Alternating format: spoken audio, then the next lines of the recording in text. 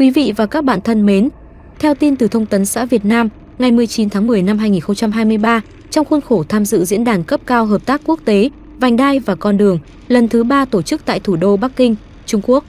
Chủ tịch nước Việt Nam, ông Võ Văn Thưởng đã hội kiến Ủy viên Thường vụ Bộ Chính trị, Bí thư Ban Bí thư, Chánh Văn phòng Trung ương Đảng Cộng sản Trung Quốc, ông Thái Kỳ.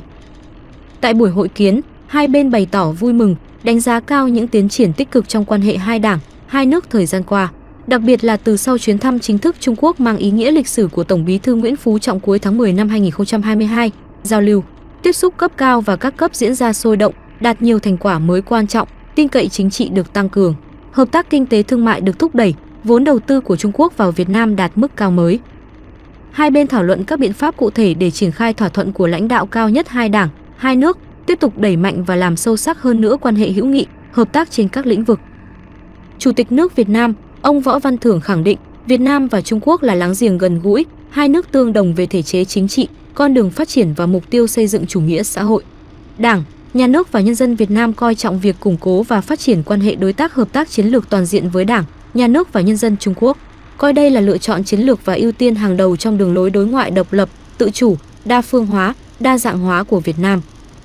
Chủ tịch nước Việt Nam, ông Võ Văn Thưởng đề nghị hai bên thời gian tới tiếp tục phối hợp chặt chẽ, chuẩn bị tốt cho các hoạt động trao đổi đoàn cấp cao, tăng cường hợp tác giữa các bộ, ban, ngành, địa phương hai nước, thúc đẩy hợp tác thực chất trên các lĩnh vực, duy trì đà phát triển tốt đẹp trong hợp tác kinh tế thương mại.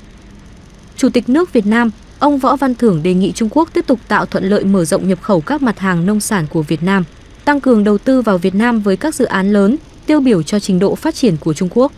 Cùng với đó, tăng cường hợp tác kết nối cơ sở hạ tầng đường bộ, đường sắt, thúc đẩy hợp tác kinh tế số, nâng cao năng lực phát triển hạ tầng số và nhân lực số, mở rộng hợp tác về văn hóa, giao lưu nhân dân để củng cố nền tảng hữu nghị lâu dài cho quan hệ hai nước. Trên cơ sở nhận thức chung cấp cao, Chủ tịch nước Việt Nam, ông Võ Văn Thưởng đề nghị hai bên kiểm soát, giải quyết thỏa đáng bất đồng và những vấn đề tồn tại trong quan hệ hai nước, phù hợp với Hiến chương Liên Hợp Quốc và luật pháp quốc tế, vì lợi ích của nhân dân hai nước, vì hòa bình, ổn định, hợp tác và phát triển trong khu vực. Ủy viên Thường vụ Bộ Chính trị, Bí thư Ban Bí thư, Chánh Văn phòng Trung ương Đảng Cộng sản Trung Quốc, ông Thái Kỳ khẳng định, Việt Nam và Trung Quốc là láng giềng quan trọng của nhau, chia sẻ lợi ích chung rộng rãi. Trung Quốc luôn coi Việt Nam là hướng ưu tiên trong chính sách ngoại giao láng giềng, sẵn sàng cùng Việt Nam tăng cường trao đổi chiến lược, thúc đẩy và định hướng quan hệ hai đảng, hai nước không ngừng phát triển bền vững, lâu dài. Ông Thái Kỳ đề nghị hai bên tăng cường các hoạt động giao lưu kênh Đảng, Nhà nước, giao lưu nhân dân, làm sâu sắc hơn nữa tình cảm hữu nghị giữa các tầng lớp nhân dân hai nước, nhất trí thúc đẩy mở rộng hợp tác kinh tế thương mại, kết nối hạ tầng giao thông, hợp tác trong lĩnh vực kinh tế số, khuyến khích các doanh nghiệp Trung Quốc tiếp tục mở rộng đầu tư vào Việt Nam, nâng cao tần suất và chất lượng hợp tác giữa địa phương, đóng góp tích cực cho sự phát triển quan hệ đối tác hợp tác chiến lược toàn diện Trung Quốc Việt Nam.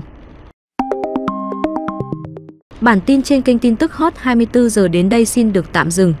Nếu quý vị và các bạn thấy nội dung video hay xin hãy nhấn like, bình luận và chia sẻ. Quý vị và các bạn nhấn đăng ký kênh và nhấp vào biểu tượng chuông dưới góc phải màn hình để nhận được thông báo những video tải lên mới nhất. Cảm ơn quý vị và các bạn.